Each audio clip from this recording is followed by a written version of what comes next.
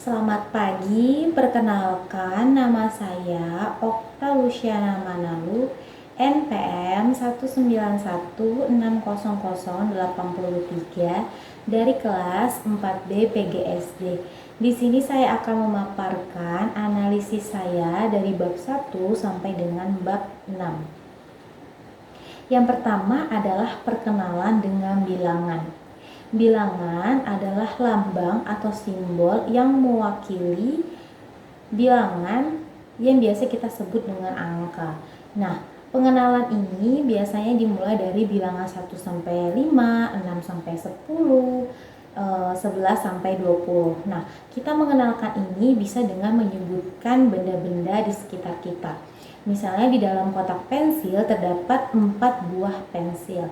Lalu misalnya di dalam tas terdapat 3 buah buku. Lalu bisa juga dengan mengurutkan bilangan. Misalnya di halaman buku terdapat angka yang acak-acakan. Nah, angka ini tersusun dari angka 9, 7, 6, 10, dan 8. Nah, bagaimana cara kita mengurutkan angka ini dari kecil ke besar? Berarti kita mulai dari angka 6, 7, 8, 9, dan 10. Lalu bisa juga dengan kita membilangkan bilangan. Misalnya, angka 1 sampai dengan 5 kita sebut dengan apa? Misalnya 1, 2, 3, 4, dan 5. Lalu kita membandingkan dua kelompok benda. Misalnya adalah ikan lele berjumlah 2 ekor dan ikan gurame berjumlah 5 ekor. Dari kesimpulan di atas kita dapat menyimpulkan bahwa ikan lele lebih sedikit dari ikan gurame karena ikan lele berjumlah 2 ekor dan ikan gurame berjumlah 5 ekor. Lalu bisa juga dengan permen asam terdiri dari 15 buah. Lalu permen manis juga terdiri dari 15 buah. Maka kita dapat simpulkan bahwa permen asam sama banyak dengan permen manis. Selanjutnya adalah kegiatan sehari-hari tentang waktu. Waktu adalah lama berlangsungnya suatu kejadian atau kegiatan. Nah, waktu ini bisa kita ukur menggunakan jam, arloji, stopwatch, bisa juga dengan jam pasir ataupun jam matahari.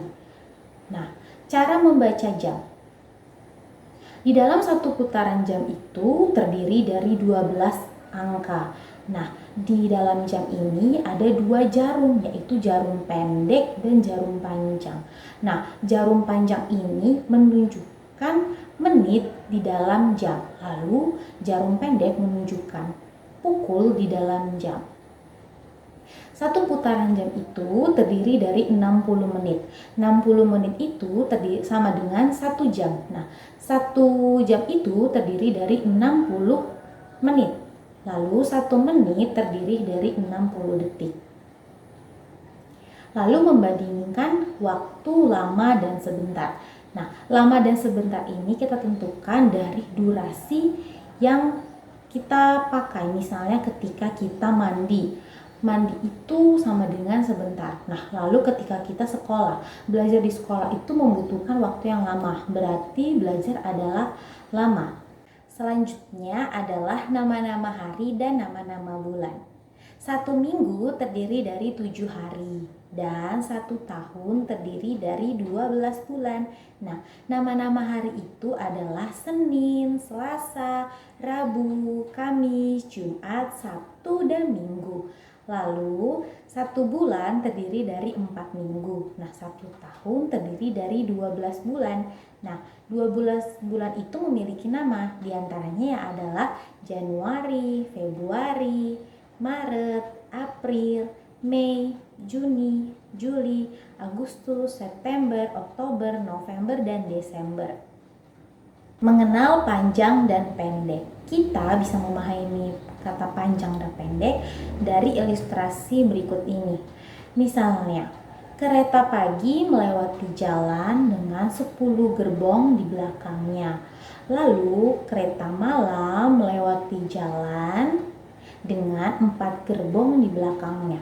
Berdasarkan ilustrasi di atas, kita bisa mendapatkan kesimpulan bahwa kereta pagi itu panjang dan kereta malam itu pendek. Karena kereta pagi terdiri dari 10 gerbong dan kereta malam terdiri dari 4 gerbong. Nah, lalu yang kedua adalah tinggi dan rendah.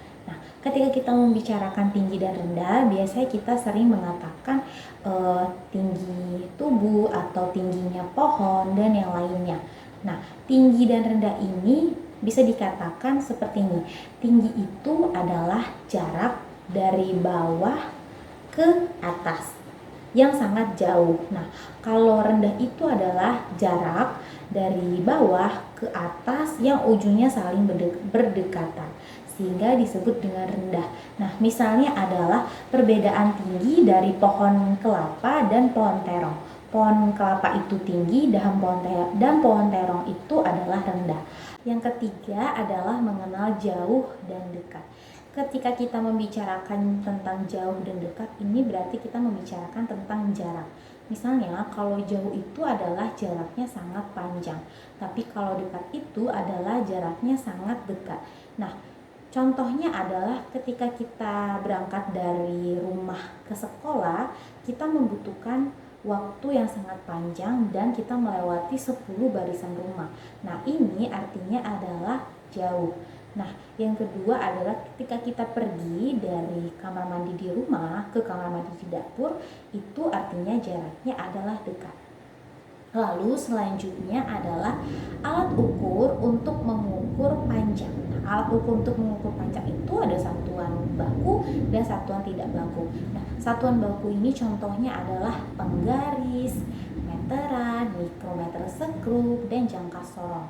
Lalu kalau untuk alat ukur satuan tidak bakunya adalah kita bisa menggunakan jengkal, deka, hasta, dan lengan. Lalu yang keempat adalah bangun ruang. Bangun ruang adalah bangun yang memiliki ruang dan dibatasi oleh sisi-sisi. Nah, bangun ruang ini terdiri dari dua bentuk, yaitu bangun ruang sisi datar dan bangun ruang sisi lengkung. Bangun ruang sisi datar itu terdiri dari kubus, balok, limas, dan prisma. Lalu bangun ruang sisi lengkung itu terdiri dari bola, kubus, dan kerucut. Selanjutnya adalah pengukuran berat. Nah, mengenal pengukuran berat. Berat itu adalah satuan waktu untuk menyatakan berat. Sedangkan ringan adalah untuk mengatakan bahwa benda itu mudah diangkat. Contohnya adalah ketika ibu membeli beras di pasar sebanyak 10 kilo dan ibu membeli kerupuk. Nah, beras 10 kilo ini merupakan benda yang berat dan kerupuk itu merupakan benda yang ringan. Lalu yang kedua adalah satuan alat ukur berat yang biasa kita gunakan atau kita pakai sehari-hari adalah ons, gram, kilogram, ton, kuintal, dan pound. Nah, ada juga tangga alat ukur berat yang dimulai dari kg, hg, dag, lalu g, lalu dg, cg, dan mg. Nah, alat ukur tangga berat ini jika kita turun satu tangga berarti kita itu dikalikan 10. Lalu ketika kita naik satu tangga berarti kita dibagi sama dengan 10. Selanjutnya adalah alat ukur yang dipakai untuk mengukur berat. Nah, contohnya adalah alat ukur misalnya timbangan badan, timbangan duduk, timbangan bayi, timbangan gantung, dan timbangan neraca, lalu timbangan yang dipakai di warung. Sekian penjelasan yang dapat saya jelaskan.